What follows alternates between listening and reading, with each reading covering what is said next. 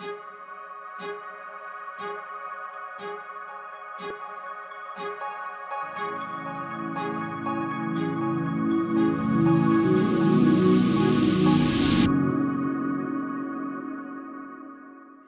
hello and welcome to Kitty Talks. We share inspirational life stories that empower you to create yours.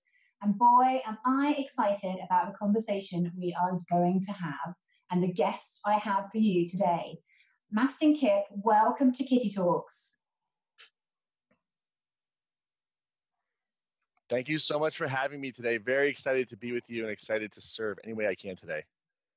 Well, you have been on my hit list, Mastin, because I am totally with you on your mission and the work that you do. Like, I am all about empowering people to step into their unique purpose. So I'm not only excited to dive into your story, but I'm incredibly thrilled that I get to ask you questions in person. Huh? Awesome. Super stoked to be here. I'm happy to help. I know the feeling. So I'd love to dive into your divine storm.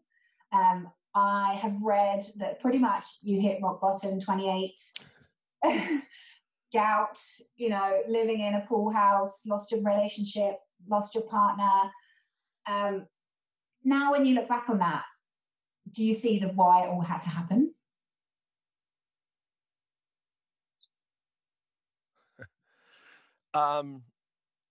Well, what I'll say is what I've been able to do is I've been able to understand how I can find some type of meaning or context in what happened to really use it as an opportunity to move myself forward in a positive direction. It's hard to say that it should have happened. Did it? I mean, maybe it should have happened because it did, but I also kind of think that there's two ways to learn in life. You can learn through contrast and pain, which is, that divine storm, my clients call it shit storm. But there's that moment in life where multiple times where things seem to be going against you. And then you can learn through joy and through love and through, positive experiences too. The reason why we don't learn typically through positive experiences is because it requires a tremendous amount of self-awareness to be able to, understand and follow your intuition and follow sort of like reading the tea leaves of your life and really having some self-awareness around, is this aligned with my purpose or is this just some survival programming that's ancient? So should it have happened? I'm not entirely clear if it should have happened, but it did happen. And I'm thinking about a lot of people who have been through abuse. It's hard to say that it should have happened, but what I can definitely tell you is that when you find the right meaning, the right context, the right way to frame the past, you can harvest painful moments.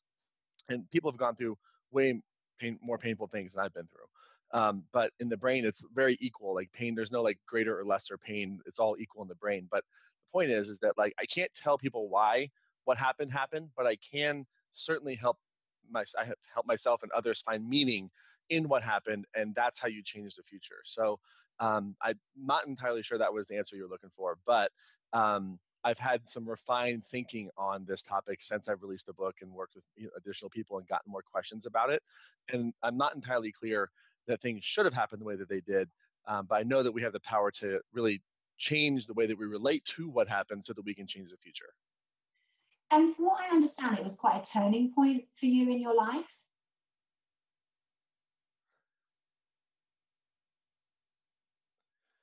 Yes. And what happens when we get into pain, when we get into suffering, when we get into, a place where there's just so much pressure, we either cave and die or we can grow and elevate. And I had been doing just enough personal development work, just enough, yoga, breathing, paying attention to the signs, if you will, to think this is not going well. Maybe this is a gift. Maybe. Most of me was like, this is not a gift, but most of me was like, maybe it is. And over time, I started to see that. And looking back, I'm extremely grateful for those opportunities. I don't know if I would call it a gift because I wouldn't want to give it to someone else. My friend Chris Carr says that, but there definitely was a lesson there and blessings contained within that. And I definitely don't want to do it again. Yeah, I know how you feel. I wouldn't want to go back there either. But how did you go from living in the pool house totally to coming up with the idea for the Daily Love?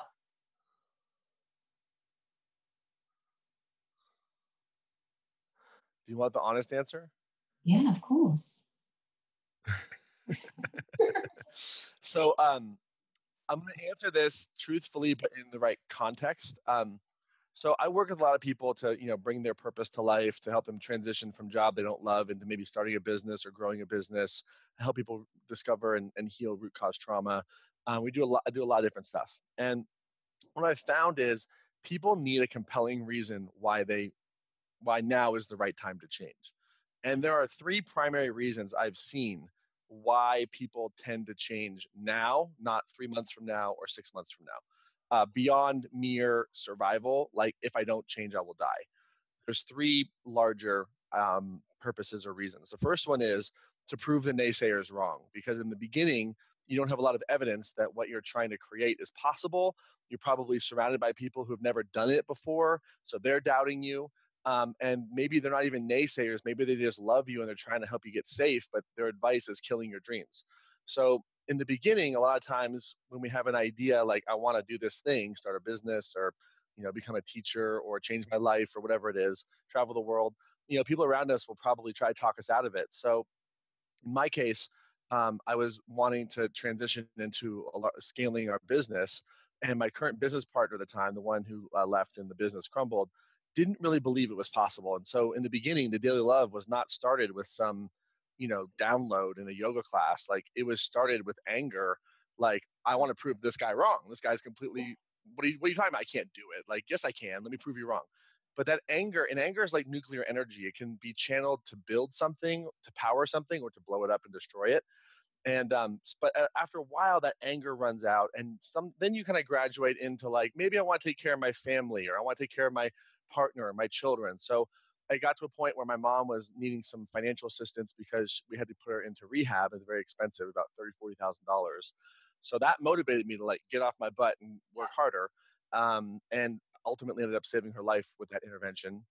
And then things get kind of bigger because your family is kind of good, and you start thinking about like, well, what's the mission that I want to have in the world? Like, how do I want to change lives? What impact do I want to make?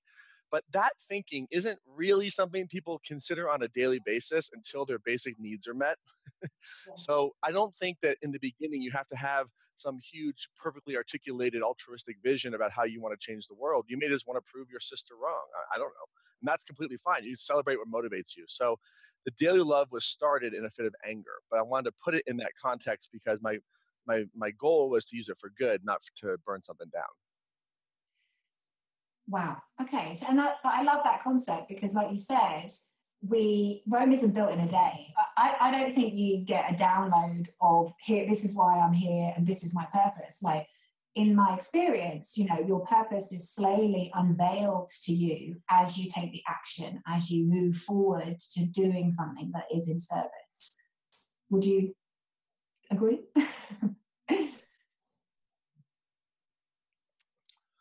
Yeah, I think that in general, like the textbook definition of purpose is something, an organizing principle or aim that stimulates the pursuit of goals and achievement. Like, that's kind of what the textbook definition of purpose is. When I think about purpose through like the lens of working with people, I look at it a little even simpler than that. The way I look at it very basically is, if you look at why human beings set goals, every goal you set, to make money, to be fit, to have friends, to be the president, to tell the president he's wrong, to Brexit, to not Brexit, like whatever the goal is that you're going for, what we're really going for is the emotion underneath what we think that goal will bring us. So maybe Brexit brings us freedom. Maybe staying in the EU brings us freedom emotionally. Maybe having a certain person as president means I'll be financially free. Maybe having a certain person as president means I'll feel repressed. Maybe having a partner in life means I'll feel, fulfilled. Or maybe having a partner in life means I'll be completely, crushed. And so we're not really scared of or talking about like the physical manifestation of something like making $1 million or achieving a goal, because everyone who's ever achieved a goal knows that the joy of that lasts only a short period of time. So what we're really chasing, what we're really after, is the emotional experience that goal will bring us. So when you start looking at the emotions of the body, then all of a sudden it's a completely different conversation. And if I had to boil down the most basic like idea of like what neuroscience and what all the latest functional medicine and even quantum physics is showing us is that essentially we were born to feel good in our body. Okay. That's the basic underlying principle. When you remove any underlying dysfunctional pattern, whether it's a inflammation pattern or a toxic thought, the body is restored to wholeness. It starts to feel better. So we're naturally born to pursue positive emotional states, and when we have a healthy body and a healthy mind, naturally happiness is what emerges. And so I really believe that the definition of purpose that I think is the most functional and useful is really it's an emotional state that you generate within yourself and then you express to others in the form of service. So it's not something that you consume from the world. It's not saying, if Mercury's in retrograde, then I have to feel this way, or if so and so is president, I have to feel this way. It really has nothing to do with the outside world. And you start to realize, oh my God, I have control over how I feel. Like no matter what chemical imbalance they told me I had, I can change that. No matter what neural pathway, like we can change that. Like I can turn my genes on and off. Like I'm literally in charge of how I feel. And there are lots of best practices for how an individual can start to feel better. And then we must express that emotional state beyond ourselves. So if you look at someone like Martin Luther King, he clearly embodied the state and the emotional state that he wanted other people to embody as well. So he transferred emotions, and that's how he lifted a generation. Same thing with Gandhi. Same thing with any leader. They inspire emotional states. When you have a healthy body, you're in a better emotional state. When you have when you're taking foods that are anti-inflammatory, you're in a better emotional state. So everything is aimed. The woo-woo terminology is to raise your vibration. I think simply we were born to feel good, and there are different things that have to happen different times in life in order for us to feel good. So what has to happen? The expression of our purpose is consistently changing, and there's multiple expressions. So when you hear people say that you have more than one purpose, the distinction on that is you have a different expression of your purpose, because your purpose is always an emotional target. So people confuse having a job or making money or having children or changing the world as their purpose, when really that's just an expression of their inner emotional states. And so if I had to summarize like everything, it's embody in yourself the emotional states that you wish others to have. Kind of like the golden rule: do unto others as you have them do unto you. So it's a very simple idea, but making that real in your life takes practice for sure. So just to kind of distill that down, because from what I'm hearing, effectively what you're saying in its kind of simplest form is for people to follow their highest excitement, for people to effectively do what it is that brings them joy, and that will get them on the right path. I mean, so almost yes, and there's a little bit of a distinction there, because people will sit around and think like, well, what's going to bring me joy, right? So what I would really start with is, what problem would I love to solve, and then who do I have to become in order to really solve that problem? Maybe I need to get sober. Maybe I need to break up with this relationship. Maybe I need to go apologize to my wife. Maybe I need to like charge more in my services. But I think it's really the spirit of service is so vastly tied to having purpose. Because if you think about what does the word purpose even mean? It's like the usefulness. If you don't have a usefulness, well, why are you alive, right? Like you were born to be used for something. And so I really believe that in the spirit of collaboration and being of service, all of our energy centers, all of our, emotional states come into alignment. You look at the work of Dr. Candace Pert, some of the cutting edge work of energy medicine, Dr. Oshman, you look at Dr. Bland, who founded functional medicine. Like everyone is starting to show us that like there's this sort of invisible force. I mean, even the best physicists will tell you that in order to explain life, something must be added to the laws of physics that we don't currently yet understand. So there's some type of force that compels us that when we are in service to others, life tends to work out and we feel better. So a lot of people, when they first get started in their purpose, like, well, what's my joy, or follow my bliss? And yes, but it's really the bliss of service, not the bliss of what makes me happy, because that will make you happy for about 2 hours and then you'll be bored and scared to interact with other people. So the goal is really, what problem would I love to solve? And then who do I have to be to solve that problem? So for me, I've gotten to a point where, well, the problem I want to solve is I want to end emotional trauma in our lifetime. I think that's possible. It's a moonshot. And then I asked myself, well, who do I have to be to end emotional trauma in lifetime? Well, I got to end my own trauma. I got to do it for my people in my world. And I got to dedicate my life and work with people who are focused on that. And I can't view anybody who's on that mission as competition. And I can't view anybody who's traumatized as the enemy because they're just traumatized. So all of a sudden I can't be combative anymore. I can't attack other people. And so I have to have more compassion. Jesus, how hard is that to do? So God, I have to develop compassion. Great. Thanks, Mastin. But that's the journey of becoming. So it's more falling in love with the problem and then asking yourself, who do you have to be to really solve that problem? And using your emotional states as a guide to get there. Yeah, fascinating. Fascinating. Because one of the things that I've been doing recently is studying with Chris Atwood, who's studied a lot of the Vedic texts around Dharma, how effectively when we're in the flow of life, when we're using our individual gifts and talents in service to others, we are effectively in the kind of dharmic flow. And what's fascinating for me is obviously, like you touched on, you live longer, you're happier, you're healthier, you've got purpose, you've got meaning to your life. Where I think it gets really interesting, and I'd love your thoughts on this, is where you get dharmic communities. So people that are in that flow of life. Like, I think one of the ways we're going to change this ship, alter this world, is to get people to discover their purpose, be in the flow of life, and that will spark almost like creativity on the planet. And that's where, for me, it gets interesting, because we're at a critical time in humanity's existence. How can we encourage more people to step into their purpose and power? Yeah. Well, it's interesting. There are communities around the world where there is sort of like dharmic clusters. They're called blue zones. And that's where there's a higher percentage of people in those regions that live to be over 100. Okinawa, Sardinia. There's a place like San Luis Obispo, California. And what's interesting is one of the deciding factors, besides lifestyle, de-stressing, and stuff like that, primarily plant-based diet, is that the elders have a sense of purpose. And you look at some of the peer-reviewed research that's coming out. This isn't just some woo-woo idea that's airy-fairy today. This is documented peer-reviewed research. I can send you the link to the study if you want. And what's cool is this study was not funded by anybody. This is an independent study that had no independent funding. It was, so the results are not biased towards a pharmaceutical company. They're actual real results. Yeah. And literally what they found is a sense of purpose delays all-cause mortality, which literally means it makes you live longer, right? So there's something to that that I think you got to pay attention to. And when was the last time your doctor said, "What's your purpose?"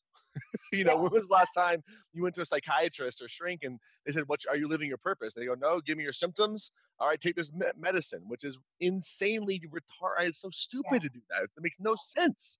Yeah. So the idea that, like a pill is going to solve your problem is just so wrong. And not only that, what most people who are in the know now is the majority of the neurotransmitters that help you feel good aren't even created in the brain. They're created in the gut. So when was the last time someone asked you, how's your gut health? So there's a lot more than just taking a pill to get there. But I do think it's 100% possible. I don't necessarily think that you can encourage people to live their purpose. The way that humans work is they have to be in enough pain to seek answers.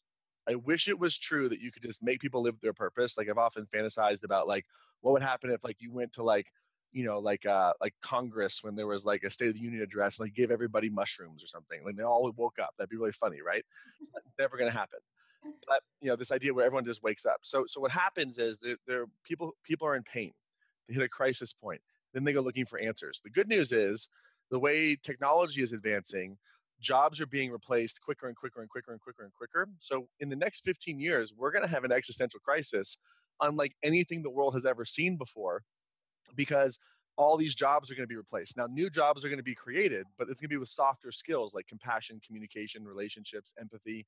Those are going to be the skills of the future. So if you're, making French fries at McDonald's, or if you're bagging groceries, if you're driving an Uber, if you're doing task-based stuff, if you're an accountant who's not instructing somebody on how to have strategy, a lot of these task-based jobs are going to be gone. That will produce enough pain for people to look for answers. And my goal is to be set up and ready so that when they go looking, we got the answers for them, because all the exponential growth that we're experiencing because of technology is also producing a less talked about exponential existential crisis. So we need to also heal exponentially as well. So that's my focus. So I think, how do we encourage people? We just wait for jobs to be disrupted and then help the people who are looking for help when they need help. And then in the meantime, keep waving our flag, keep talking about what's possible, serving the people who are here. But it's a paradigm shift in the next 10 or 15 years that we will never see again in the history of human race, because we've never been so disrupted by technology so quickly. And you think that disruption will cause essentially more people to wake up really quickly because of the pain, or? It'll cause a crisis, and what they choose to do with that, I don't know. Some people will probably just check out and go into virtual reality and like just live in some other world, kind of like the Matrix. And some people will wake up. My teacher, Yogi Bhajan, said that in the future, there'll be 3 types of people. There'll be people seeking the light, crazy people, and dead people, right? Like that's basically it. That's pretty And I think that's true. I mean, if you kind of look around, like if you don't have a personal practice that's calming your nervous system down and you're doing self-inquiry right now, you're gonna have a lot of stress because of what's happening today. But if you have a personal practice and you're calming yourself down and really looking at the problems as an opportunity to solve something, you can contribute to the world. There's lots of opportunities, but what someone chooses to do with a crisis is entirely up to them. And my goal and what I'm really focused on is trying to figure out how to solve this problem in a bigger way, because it's so much bigger than like even the 500 or 600,000 people that follow me on Facebook. That's incredibly amazing, but like this is going to be a big problem. So I'm trying to figure out a way to solve it at scale. And I don't know the answer yet, but my hope is that there'll be some technology in place by the time that happens, so that it won't seem like it's as big a problem as it is right now. Because right now, jobs are being replaced and people are scared. And that's why you're seeing the division you're seeing, not just in the United States, but all over the world, because there's economic fear. So whenever there's economic fear, that takes the place of some moral superiority, which is why people are like, how could you vote for Donald Trump?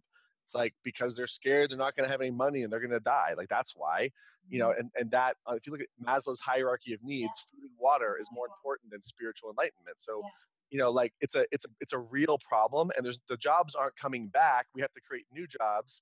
And the big opportunity, like if you're listening to this podcast right now, the big exciting opportunity is we live in a world where your purpose, your ability to communicate, to serve, to have relationships, to have connection, to have empathy, those are the skills that are going to win from now and then into the future. So if you're excited about connecting with people, helping people, serving people, those softer skills, and you want to influence and impact others, the future is ripe. If you're looking forward to, basically like some basic task of like driving an Uber or flipping burgers, you won't have a job. But if you want to change lives, you have job security for the foreseeable future. And that's super, super exciting. Wow. That's one way of looking at it. And what advice would you have for our listeners? Because obviously, like you said, we're at a critical point in humanity's existence. How can people tap into the divine guidance for help, with their purpose? I know you talk about in your book, you talk about listening to your heart as a kind of way of people starting to develop that connection. Well, so yeah, I think, the reason I wrote the book is it took 10 years to write it, not because it took 10 years to write it, because I coached people for 10 years before I wrote it. So it's like, it's data based on almost a decade of experiential data. So that's what that is.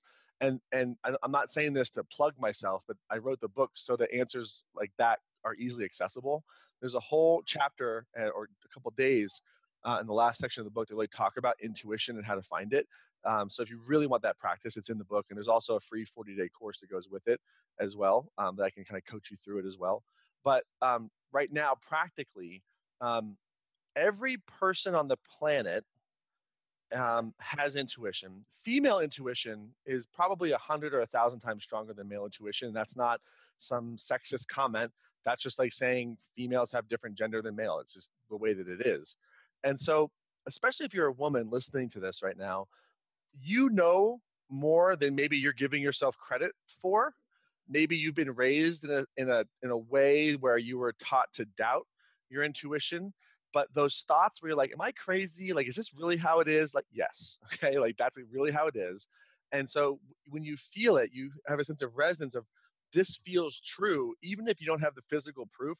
That's intuition. The problem is everyone can follow their intuition, But what they're really asking is, can I get different intuition? Yeah.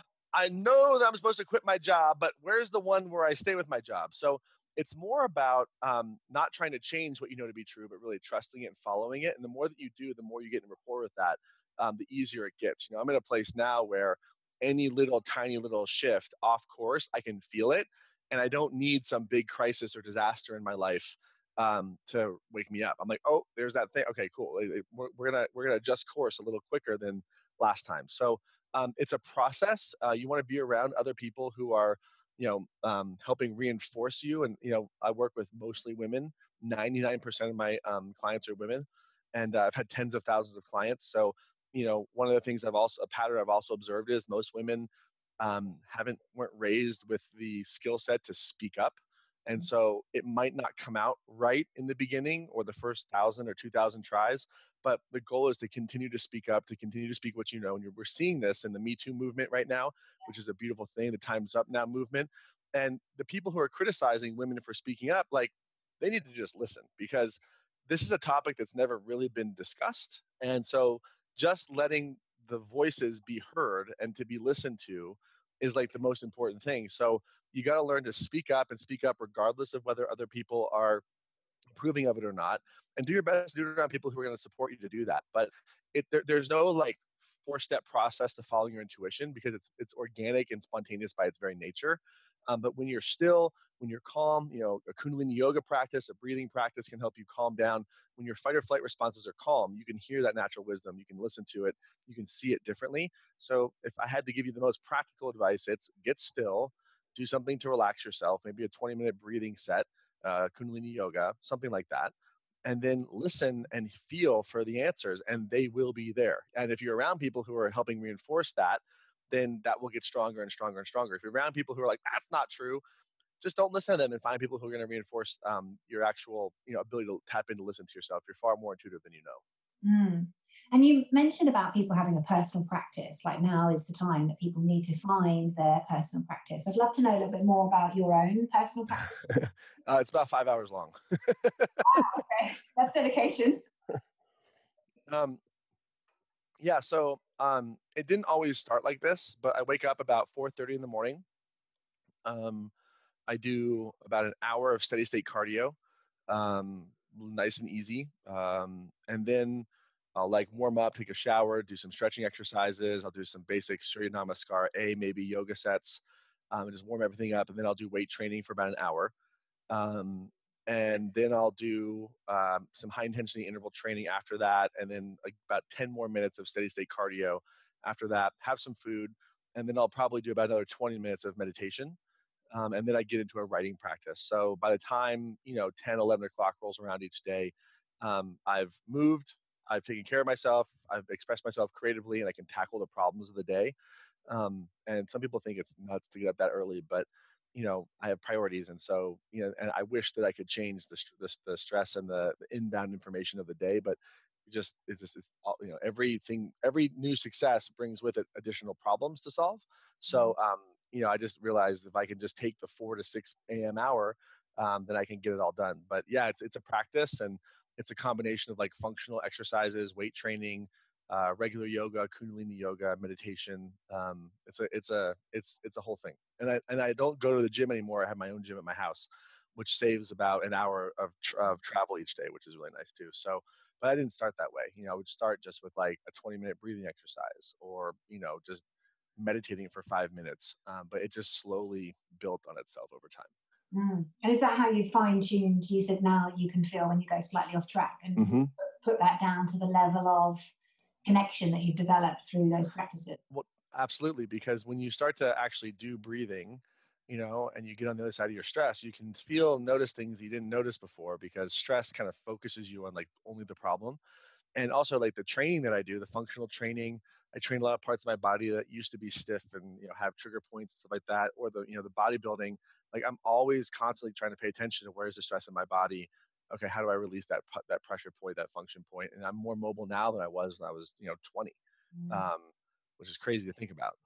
36 years old, so being in rapport with the sensations of your body is super, super important for sure. Absolutely. I thought my partner's a 4 o'clock man as well. He's up. Sorry about that. Yeah, well, one's up, the other's up. So yeah, we are meditation and qigong and kung fu in our house. So, Nice. yeah, our day starts very early as well. So I can relate to Totally. what you're saying. But Yeah, a relationship tip: if your partner doesn't start early, um, important to have a place where you can get ready where you don't make noise that the other person can hear in bed. yeah, luckily for me, my partner has his own dressing room, so he goes in there, and I can sit up and do. I like to do my meditation in bed. I'm not a Yep. kind of sit on a pillow type girl. I'm a Totally. mental sit up and do it. Awesome. But let's talk more about the book, Mastin, because I know that this book is really close to your heart. Like you said, it took you 10 years of your life to put this together. And before we came on air, you were telling me that this is your life's work, and it's got an important message that you want to get out to the world. So, Yes. yes. So I would love for you, because obviously, we want everyone listening to go away and take time to read this book. So you touched on some of the things earlier that were mentioned in the book about how they can get in touch with their intuition, how they can develop practices like we've been talking about. But what is the impact of them claiming their power? Well, that's a great question. Thank you very much. What's really cool about this book so far is that it has predominantly 95, it depends on what time of day or when you hear this, but 95, 96, 97%, 5 stars, 4.7, 4.9 out of 5. And what people are saying on there is wow, it's only been day 10. I've got more value than something over here. I read someone who said something 2 days ago. They're like, I'm on day 21. That alone has been worth it, even though it's 40 days long. And this is better than 10 years of therapy. And I'm not saying that to brag. I'm saying that because the way that I view personal development is, you have therapy, you have different personal practices. Maybe you do tapping or EMDR or yoga. Maybe you do trauma work. Maybe you do therapy, maybe you do yoga. I mean, there's all these different practices. But the way I look at changing lives is really from a functional perspective, which is a holistic nature, the whole thing. And so when you start looking at the whole body, when you look at primarily life coaching is designed to move you forward. And therapy is kind of backwards looking, what happened. But there was no framework that kind of encompasses both. And so the goal with the Claim Your Power process is to help you look back to realize what happened so that you can understand why you do what you do to stay stuck now. And then what I do is I help you make it safe to move forward. So if you ever gone one step forward and one step back, or 5 steps forwards and 5 steps back, and you kind of hit this, what, Gay Hendricks calls this upper limit problem, your nervous system thinks that anything moving forward would be a threat, which seems crazy, but intimacy is a threat. Success can be perceived as a threat. More money, more responsibility can be perceived as a threat. So what I help people do is go back and go, what's in the way? Oh my God, I had all these invisible blocks, these hidden survival patterns, these irrational fears I didn't know that I had. I'm going to be compassionate towards myself to say, you know what, of course that's what I had because of what I went through. It makes total sense, but I don't need that anymore. Okay, now that I've had this pain, I can find purpose in it. I can take that purpose and move forward and maybe even make a profit with it. So it's a very holistic view of how to change lives, which is why people are saying what they're saying, which I think is really awesome. And the other thing is that I'm not knocking anybody who writes lots of books very quickly, but this book is not just a book I want to have to put out and say I wrote and call myself an author. I only wrote this book because there's a purpose for it, which is to help you find your purpose. And so my real focus is not to just go on to the next book, but to really, I want to sell millions of copies of this thing. And again, not because it's for me, it's because I really know that this is an effective process. And so my intention for the next, 18 months, 2 years, is to really continue the conversation about this because it's, I believe, the most important conversation that we're having right now. And I don't want it to just be like a flash in the pan. So that's really my primary focus is to continue to help people be aware of that this resource is there. It's a book. It's only depending on where you are, $10 to $30, and the value that you're going to get if you read it and apply it is way more than that. And so that's my number one focus is really is moving forward. So I'm not planning on releasing another book in 9 months or something like that. My real focus is just building this so that people know that it's out there. Beautiful. Absolutely beautiful. Thank you. And final question that I want to ask is, yeah, what is the impact on the planet when people start to claim their power and live their purpose? You know, I put a lot of thought into that, and I think that it's just a lot of forward progress towards meaningful things. You know, you look at, I mean, one of my favorite futures to imagine is the Star Trek: The Next Generation future, and like in that future, you know, we're exploring space, and we're not a military people anymore. We're more explorers, and we can defend ourselves. But you know, you have black people and white people and gay people and people of all different religions and people of all different ethnicities and even different aliens, like all together in this federation. And I think it looks a lot like that. It looks a lot like people of all different shapes and sizes working together. We've ended our conflicts, and we're pursuing more meaningful things like discovering this world around us. You know, like, I mean, when you look at like the first picture of Earth from space, you would think in that moment there's no borders, like all war would cease, right? But actually, it didn't. You know, we've had the Hubble telescope for a couple decades.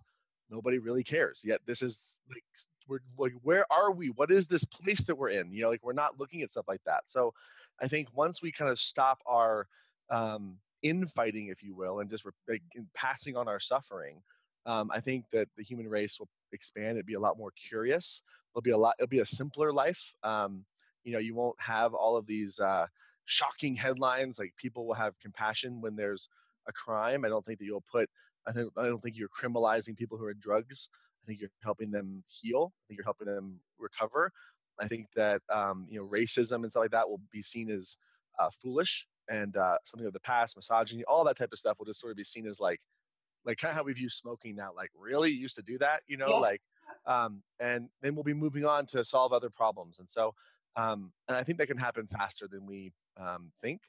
My goal is to help end emotional trauma in my lifetime. But it's kind of like, you know, that Rodney King phrase, can't we all just get along? Like, I think that's kind of the goal. It sounds so simple, but we become more of a collaborative unit than something that's sort of fighting itself. Because if you look at the earth and human beings as a body, and we're attacking ourselves, like, that's very cancerous. So trauma is sort of I see trauma as like the cancer of society. So what happens when you end cancer? Well, either the host dies because there's too much cancer, which, you know, we're going to prevent, or, you know, the host is restored to some level of health and can continue with its purpose. So I think that the human race as a collective has a purpose way greater than fighting itself. And, you know, one day we'll get there. Yeah, and that world that you describe is a world I want to live in. So totally.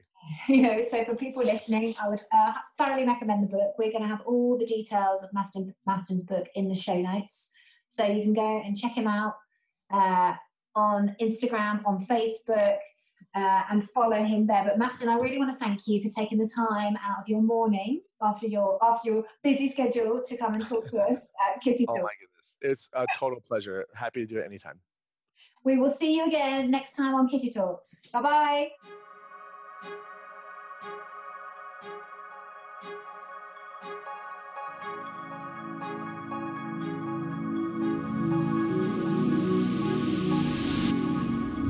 Thank you so much for listening to Kitty Talks.